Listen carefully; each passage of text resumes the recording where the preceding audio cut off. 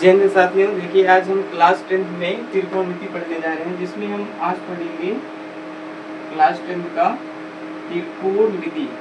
और ये सच में बहुत ही मजा इसमें आने वाला है पढ़ने में। त्रिकोणमिति के बारे में हम लोग आज पढ़ेंगे। तो ये जो है चैप्टर कौन सा है हम लोगों का? चैप्टर 7 या फिर 8 होगा। ठीक, इसमें 9 दिया है तो हम यहाँ पे 9 डाल सकते हैं। तो आज हम लोगों को पढ़ना है क्या? त्रिकोणमिति पढ़ना है। ठीक, देखिए सबसे पहले त्रिकोणमिति होता क्या है। तो सबसे पहले हम लोग क्या करेंगे, त्रिकोणमिति के बारे में जानेंगे। त्रिकोणमिति क्या होता है? तो त्रिकोणमिति क्या होता है भाई? तो त्रिकोण का मतलब यहाँ से देखो, जो अगर हम इसे अलग अलग तोड़ के लिखे, जैसे यहाँ पे त्रिकोण और प्लस क्या मिति। तो त्रिकोण का मतलब होता है तीन कोण, तीनों कोण का माप। तीनों कोण का क्या होता है? माप। इसको बोलते हैं त्रिकोण। मिति का मतलब होता है मापना। क्या होता है मिति का मतलब? मापना। इसका मतलब तीनों कोणों का मापना। इसका मतलब क्या हो गया? तीनों कोणों का मापन। तीनों कोणों का मापन क्या कहलाएगा? तीनों कोणों का मापन क्या कहलाएगा? त्रिकोणमिति। त्रिकोणमिति तीनों कोणों का मापन क्या कहलाता है? त्रिकोणमिति। ठीक, और त्रिकोण में इसका अर्थ क्या होता है? त्रिकोण का तीन कोणों का माप। मिति का मतलब क्या होता है? मापना।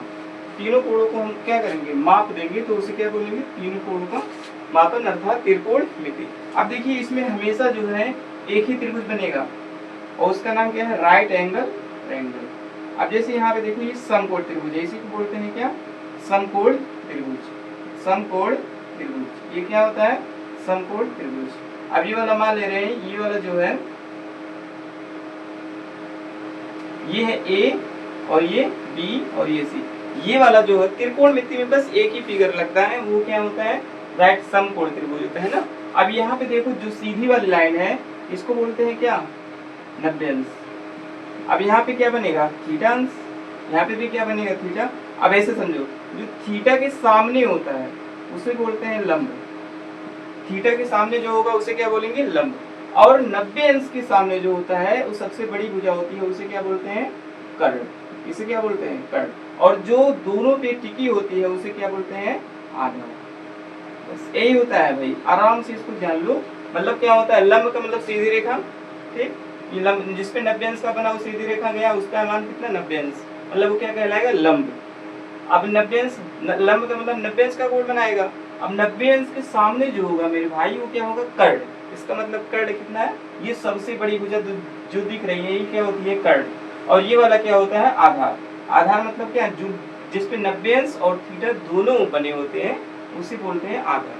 ठीक भाई, इतना चीज समझ में आया ना। इसका मतलब हमेशा त्रिकोणमिति में एक ही फिगर लागू हुआ, वो कौन सा?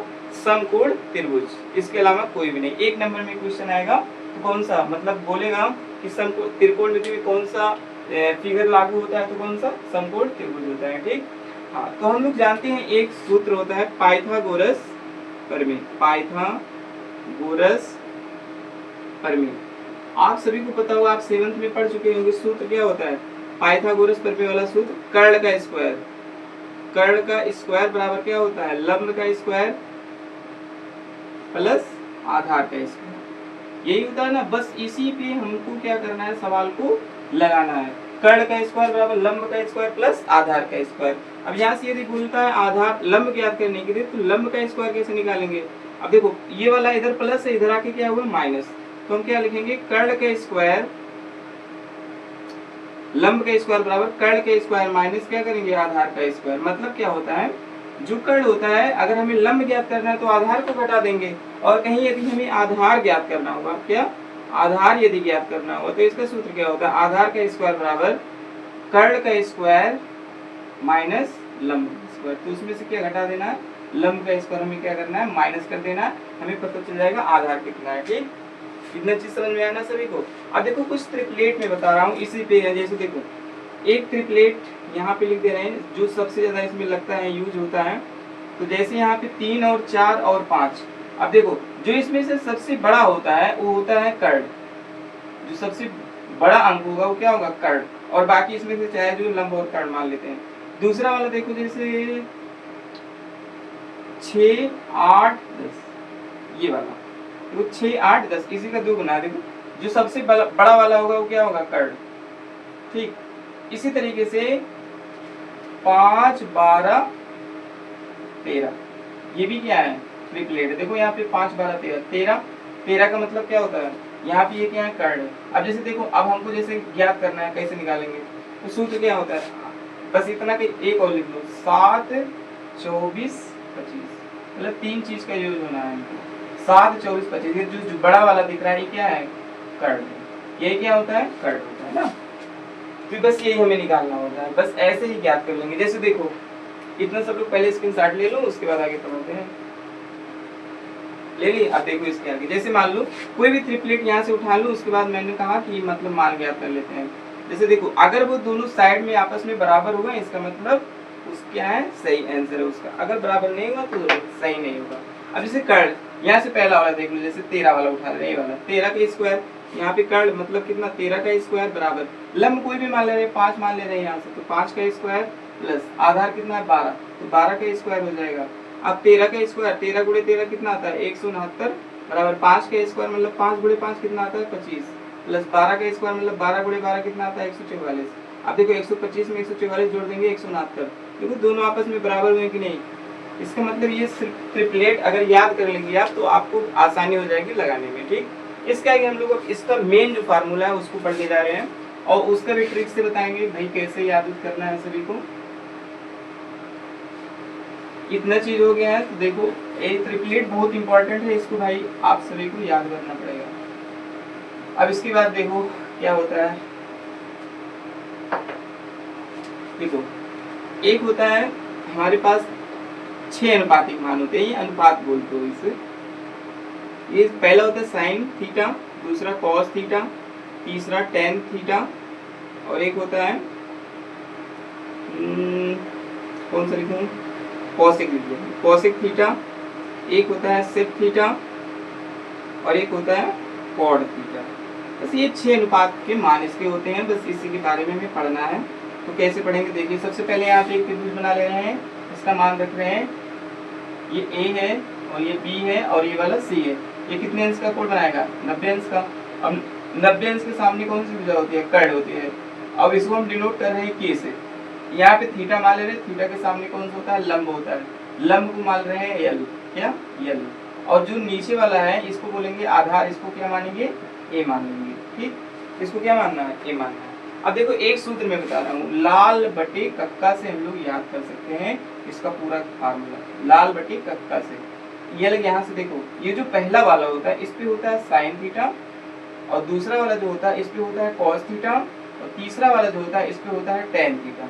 अब इसी का जस्ट उल्टा, साइन का उल्टा यहाँ पे कॉसिक थीटा यहाँ पे होता है, यहाँ पे होता है सेक थीटा, और यहाँ पे क्या होता है, कॉड थीटा।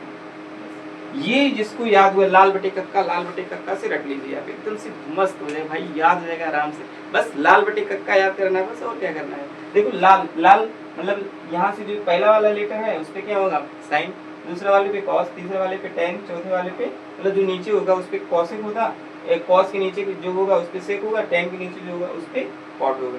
ठीक, ठीक है। अब देखो जैसे साइन का मान निकाल रहे तो साइन पे क्या है, देखो ऊपर क्या है, लंब है, नीचे क्या है, कर्ण है। तो लंब बटे क्या लिख सकते हैं, कर्ण। हिंदी में क्या, लंब बटे कर्ण। इस तरीके से लिख सकते हैं कि नहीं, बताओ।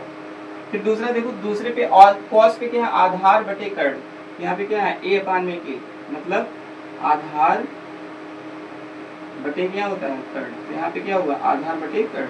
तीसरे पे टेन है, टेन पे क्या होता है, लंब बटे आधार, मतलब यल अपान में ए। तो क्या बोलेंगे, लंब बटे आधार। यहाँ पे क्या हुआ, लंब बटे आधार। ठीक, चौथे पे देखो क्या है, अब यहाँ से नीचे से स्टार्ट करो, नीचे पे देखो कॉसिक, यहाँ पे कर्ण बटे लंब, इसका मतलब यहाँ पे क्या लिखेंगे, कर्ण बटे लंब।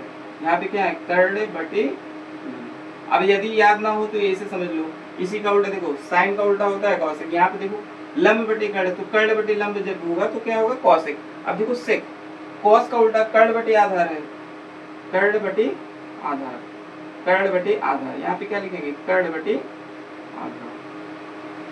ये क्या होता है, कर्ण बटे आधार। देखो इसका कॉस का उल्टा, कॉस बराबर आधार बटे कर्ण, तो उसी का उल्टा कर्ण बटे आधार हो गया।